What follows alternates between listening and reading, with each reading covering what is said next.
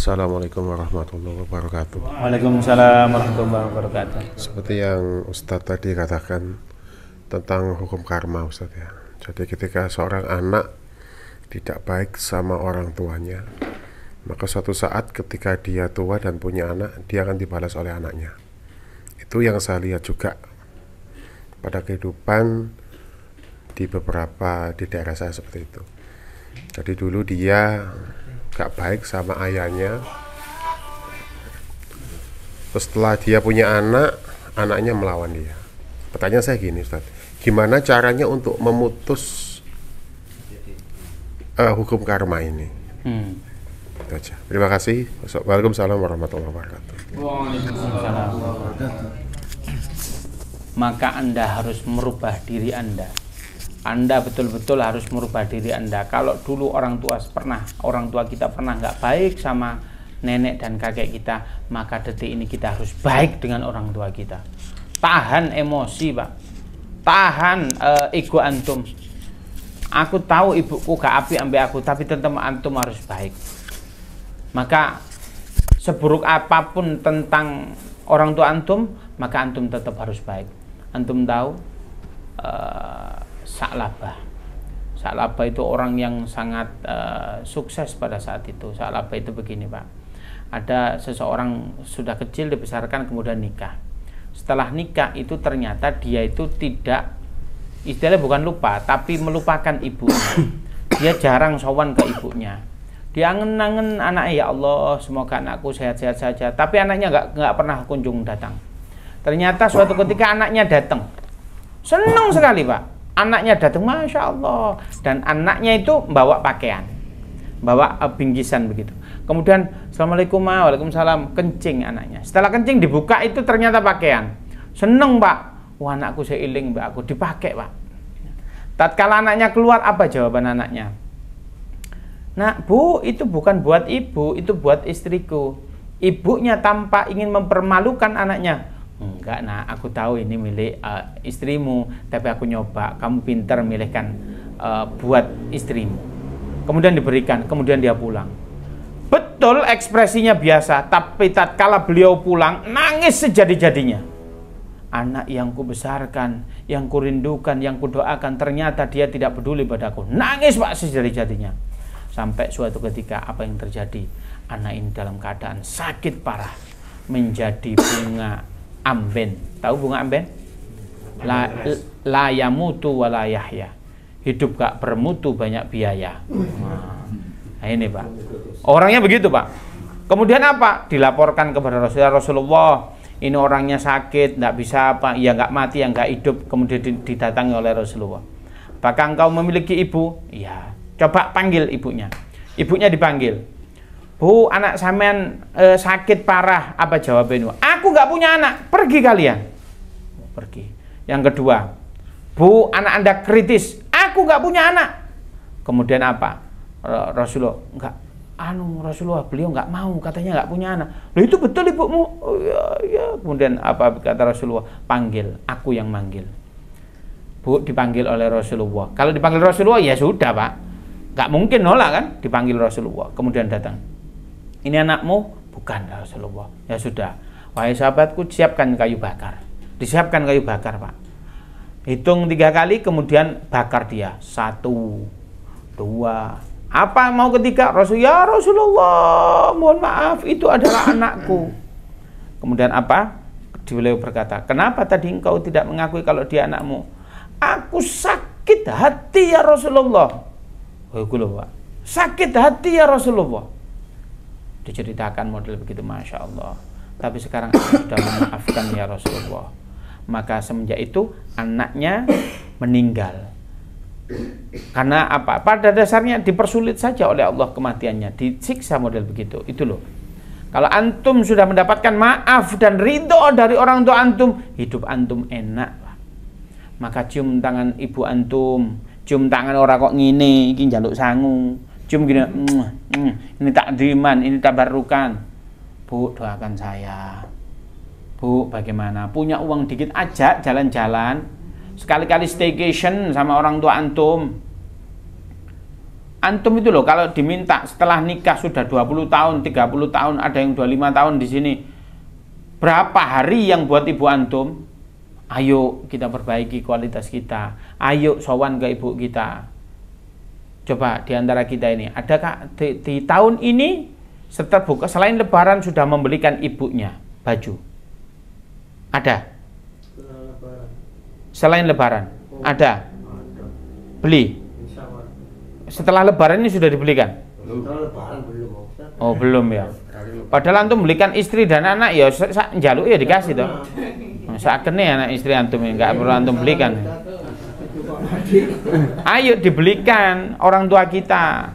Antum check out di Shopee itu boleh check out ya. Tapi jangan COD. Oh, antum kok nukono orang tua COD podo ae kok kon bayar iku jenenge. Enggak usah apa. Ya antum belikanlah orang tua antum. Kalau enggak ya emas 5 kilo enggak apa-apa. Baju enggak mau emas 5 kilo.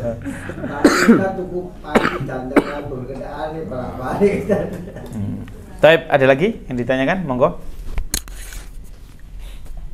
Ada lagi? Silakan. Terima kasih Ustadz.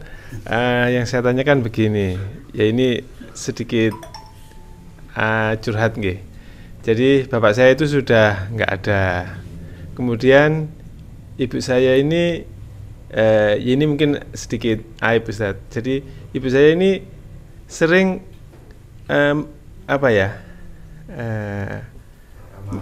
menjelekkan bapak saya.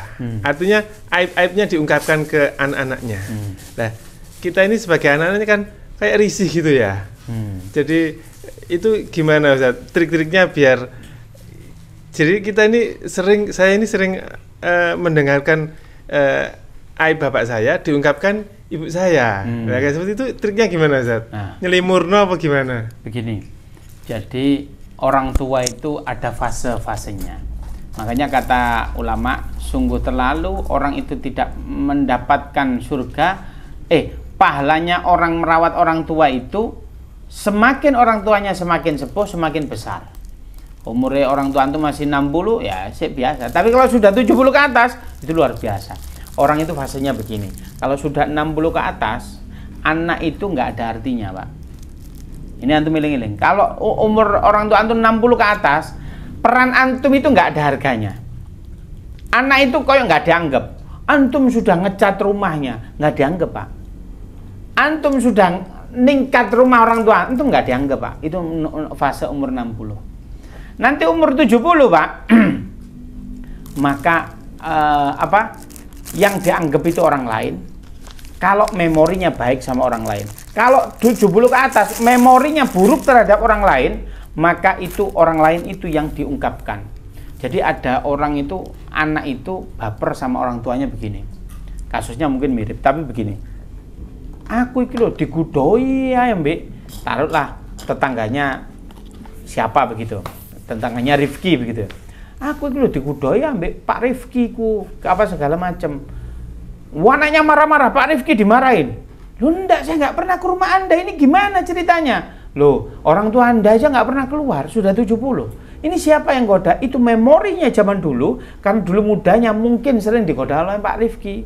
Sehingga sekarang nggak digoda itu malah begoda, bukan kangen digoda. Mungkin dulu ada histori dengan kekasihnya, anggap saja beliau histori itu kangen kepada orang suaminya, hanya saja yang diingat memorinya itu. Tapi pada dasarnya rasa kangennya di hati, memorinya begitu. Sehingga yang muncul begitu. Hati kangen, memorinya begitu. Yang muncul begitu. Sehingga antum, ya sudah, nggak usah ikut baper. Oh, mak lagi kangen. Caranya bagaimana? Ihda'us sawab.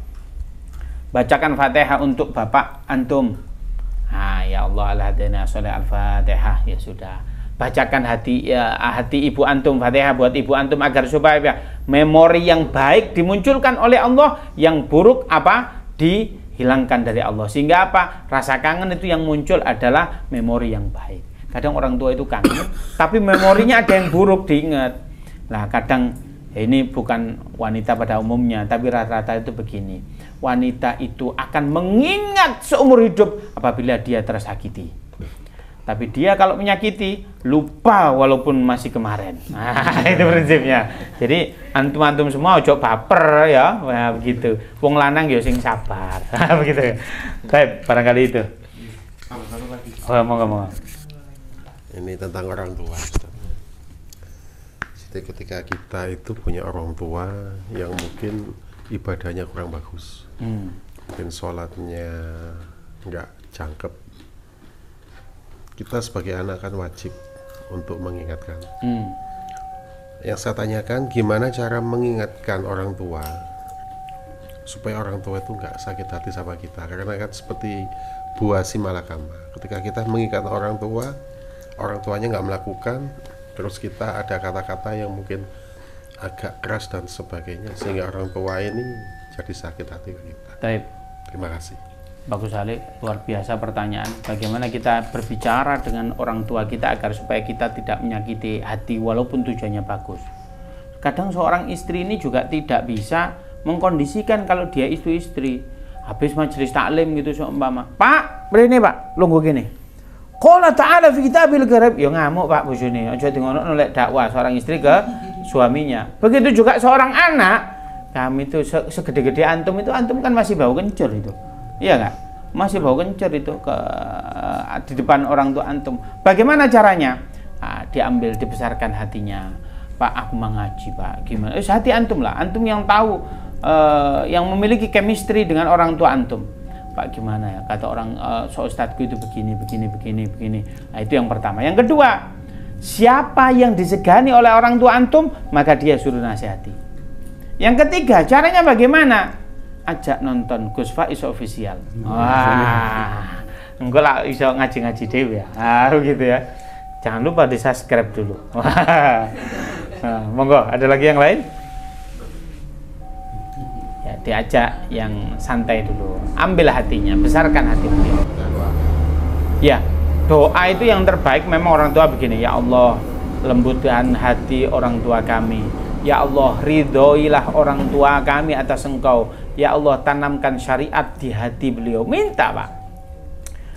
Jadi saya itu juga tidak bisa mengontrol diri saya. Saya itu begini Pak, dulu itu kalau selisih paham sama istri, kadang istri saya itu cemburu. Orang cewek itu kalau cemburu kan tidak masuk akal. Tiba-tiba marah, nggak ada jeluntrungnya, kan apa-apa ngamuk. Padahal dia cemburu, tapi tidak mengakui cemburunya. Itu baru saya, oh modelnya begini. Tiba-tiba nggak nyapa, tiba-tiba nggak masak. Ini kan repot. Ternyata cemburu begitu Pak. Lah saya ini kan sering sekali interaksi dengan ummahat itu. Besok pagi ya kajian ibu-ibu, umi muda. Loh, ngono lho Pak. Lo besok itu iya lah, Mahmud ini bukan loh, Pak Loda gitu. Nah itu kan banyak hal lah. Istri saya itu cemburu, bagaimana caranya? Oh gitu. Maka setiap habis subuh saya itu minta kepada Allah SWT itu begini, ya Allah, jadikanlah aku senantiasa mencintai istriku dan istriku mencintai aku.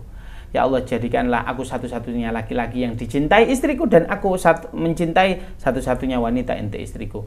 Jadikan aku, istriku puas atas diriku dan aku puas atas istriku. Itu loh. Kalau antum tidak akan puas, ya sudah, cinta itu akan luntur. Kalau antum fisik yang antum, istri antum gendut, antum nggak cinta dong. Istri antum keriput, antum nggak cinta dong. Maka jangan fisiknya, tapi chemistry di hatinya.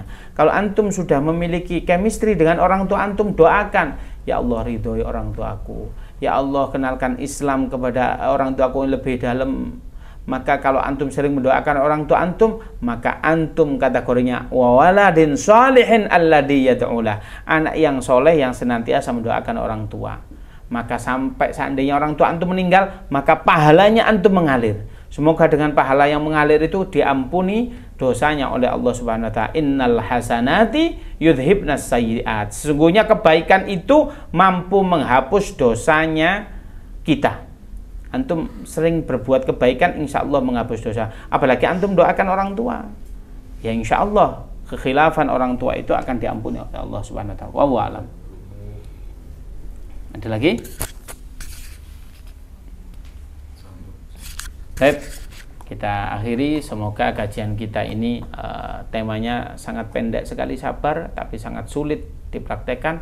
Oleh karena itu kita sabar, insya Allah akan mendatangkan maslahah lebih baik. Saya akhiri. Assalamualaikum warahmatullahi wabarakatuh. Waalaikumsalam.